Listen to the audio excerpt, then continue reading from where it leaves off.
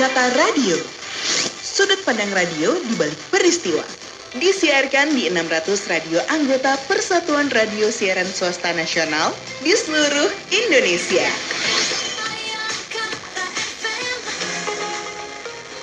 Pas mulai masuk kerja tanggal 7 April 2025, banyak nasabah Bank DKI yang ngomel-ngomel dan resah. Pasalnya, mereka tidak bisa mengakses layanan Bank DKI, baik melalui aplikasi maupun dari ATM. Akun Instagram Bank DKI pun lantas banjir dengan keluhan. Bahkan beberapa nasabah berkomentar bahwa mereka tidak bisa mengakses uang mereka yang ada di Bank DKI sejak Lebaran hari pertama. Situasi inilah yang mendorong Gubernur DKI mengambil keputusan tegas. Direktur IT Bank DKI Amirul Wicaksono dicopot dari jabatannya terhitung mulai 8 April 2025. Langkah lanjutan yang dilakukan oleh Pramono Anung adalah memerintahkan Direksi Bank DKI untuk melaporkan kasus ini ke Bareskrim. Pramono menduga ada keterlibatan orang dalam pada kasus ini. Bahkan menurut Pramono Anung, kejadian ini sudah terjadi untuk ketiga kalinya dan polanya selalu sama.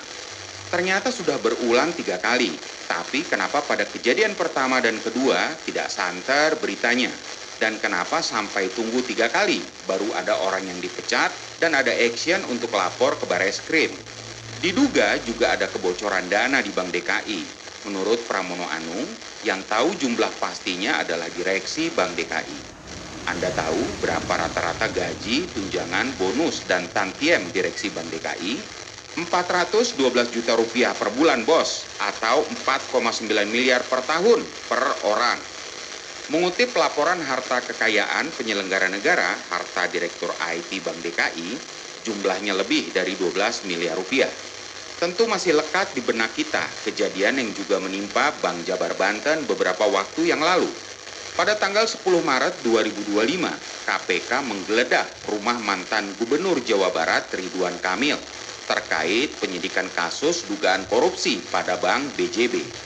Menindaklanjuti penyidikan yang dilakukan sebelum Lebaran pada tanggal 10 April 2025, KPK sudah memastikan akan memanggil Ridwan Kamil terkait dugaan korupsi pada proyek pengadaan iklan Bank BJB periode tahun 2021 sampai 2023. Penyidik KPK memperkirakan jumlah kerugian negara dalam kasus dugaan korupsi di Bank BJB mencapai angka 222 miliar rupiah. Sudah saatnya pemerintah memberikan perhatian lebih kepada bank-bank daerah dan sudah saatnya masyarakat lebih cerdas dalam memilih bank. Perlu juga kita evaluasi hak-hak privilege yang selama ini diterima oleh bank daerah, khusus untuk bayar PBB, khusus untuk bayar pajak kendaraan bermotor. Saya Rafiq, sampai jumpa di Kata Radio berikutnya.